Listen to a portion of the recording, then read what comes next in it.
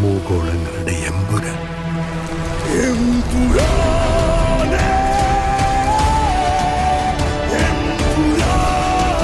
അപ്പൊ എമ്പുരാൻ ട്രെയിലർ പറഞ്ഞതിൽ നേരത്തെ തന്നെ എത്തിയിട്ടുണ്ട്. ലീക്കായതുകൊണ്ട് ഇറക്കി വിട്ടതാണ്.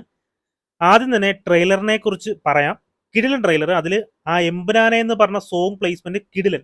എനിക്ക് ട്രെയിലറിൽ തന്നെ ഏറ്റവും ഇഷ്ടപ്പെട്ട പോർഷൻ എന്ന് പറയുന്നത് അതാണ്. ദീപക് ദേവ് അറിഞ്ഞു ചെയ്തിട്ടുണ്ട്. ഇനി നമുക്ക് ട്രെയിലറിന്റെ ഡീകോഡിങ്ങിലേക്ക് വരാം. എനിക്ക് ട്രെയിലർ കണ്ടിട്ട് മനസ്സിലായ കുറച്ച് കാര്യങ്ങളാണ് നമ്മൾ ഇന്ന് നോക്കാൻ പോകുന്നത്. അപ്പോൾ നേരെ പോയേക്കാം.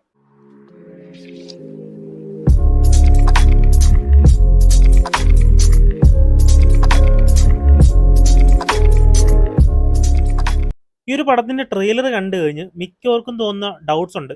ഇനി എങ്ങാനും ടോവിനോ വില്ലൻ ആയിരിക്കുമോ? ആരാണ് ഈ ഡ്രാഗൺ പോസ്റ്ററിലുള്ളത്?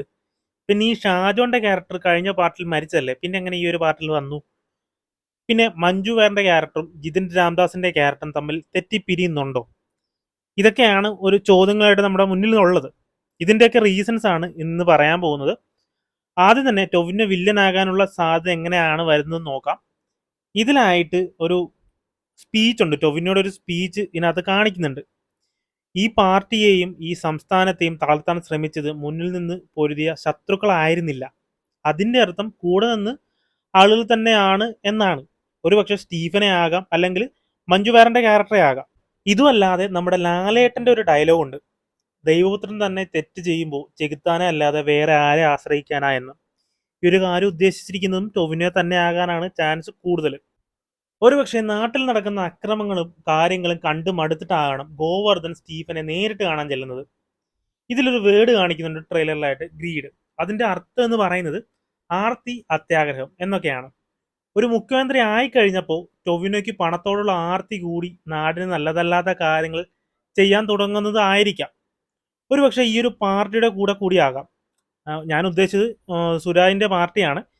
ഈ ഒരു രണ്ട് പാർട്ടിയുടെ ആളുകളും ഒരുമിച്ച് നിൽക്കുന്ന സീനും ഇതിനകത്ത് കാണിച്ചിട്ടുണ്ട്. മഞ്ജു വാര്യന്റെ ക്യാരക്ടർ ഈ ഒരു പാർട്ടിക്ക് എതിരായി നിൽക്കുന്ന സീൻസും കാണിച്ചിട്ടുണ്ട്. അതുകൊണ്ടുകൂടിയാണ് ടൊവിനോയുടെ ക്യാരക്ടറും മഞ്ജു വാര്യന്റെ ക്യാരക്ടറും തെറ്റിക്കാണ് എന്ന് ഞാൻ പറഞ്ഞത്. പിന്നെ സംഭവിക്കാൻ സാധ്യതയുള്ളത് എന്ന് പറയുന്നത് ടൊവിനോ ഡെഡ് ആവുന്നതാണ്. ഈ ഒരു ടൊവിനോയുടെ ക്യാരക്ടർ ഡെഡ് ആയി കഴിഞ്ഞാലും സ്റ്റീഫൻ തിരിച്ചു വരുമല്ലോ. ഇതിൽ രണ്ടിലും ഏതേലും ആയിരിക്കും. പിന്നെ ഷാജോന്റെ ക്യാരക്ടറിന്റെ കാര്യം, ഫ്ലാഷ് ബാക്ക് ആണ്. ടീക്കാരനെ കാണിക്കുന്നുണ്ടല്ലോ.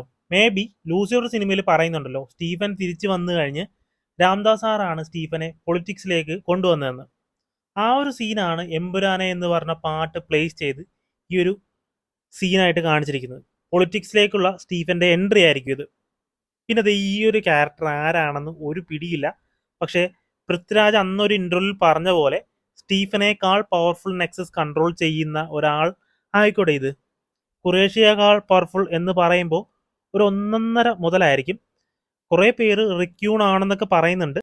സത്യം പറഞ്ഞാൽ സ്റ്റീഫന്റെ ഒരു റീ എൻട്രി ആയിരിക്കും ഈ ഒരു പടം കൊണ്ട് ഉദ്ദേശിക്കുന്നത്. ഇതൊന്നും അല്ലാതെ ട്രെയിലറിൽ കാണിക്കുന്നത് പുറത്തെ കാര്യങ്ങളൊക്കെയാണ്. സ്റ്റീഫൻ എങ്ങനെ ഖുറേഷിയായി, പൃഥ്വിരാജിന്റെ ക്യാരക്ടറായിട്ടുള്ള കണക്ഷൻ, എബ്രാം ഖുറേഷിയുടെ നെക്സസിനെ കുറിച്ചുള്ള കാര്യങ്ങൾ, ഈ ലോകം തന്നെ കൺട്രോൾ ചെയ്യുന്ന, അതായത് ലൂസിഫറിന്റെ ഭാഷയിൽ പറഞ്ഞാൽ തമോ ഗോളങ്ങളുടെ എമ്പുരാനായി എങ്ങനെയാണ് മാറിയത്. ഇതിന്റെ ഇടയ്ക്കാണ് ഗോവർദ്ധന്റെ വരവ്, save the God's own country എന്ന് പറഞ്ഞു. പടം ഇറങ്ങാൻ ഇനി 7 ദിവസം മാത്രമേ ഉള്ളൂ. ഇതിൽ കൂടുതൽ പറഞ്ഞ് രസമൊന്നും കളയുന്നില്ല. നിങ്ങൾക്ക് എന്താണ് തോന്നിയതൊന്ന് കമന്റ് ചെയ്തേക്ക്. വീഡിയോ ഇഷ്ടപ്പെട്ടെങ്കിൽ ലൈക്ക് ചെയ്യുക, ഷെയർ ചെയ്യുക.